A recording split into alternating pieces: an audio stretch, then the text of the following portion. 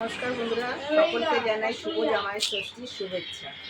আজকে জামাই ষষ্ঠী, আমার বাড়িতে জামাই এসেছে, তাই জন্য এইসবগুলো আয়োজন করেছি। বাটা, আমাদের মধ্যে বাটা দিতে হয়, বাটা করেছি। দই,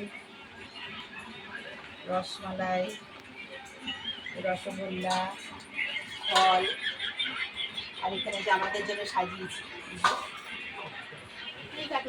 ধান ডুববো, ঠাকুরের চানের জল, প্রদীপ জ্বালাবো, জামাইদের আশীর্বাদ করবো, সাথে থাকো। এটা আমাদের ছোট জামাই।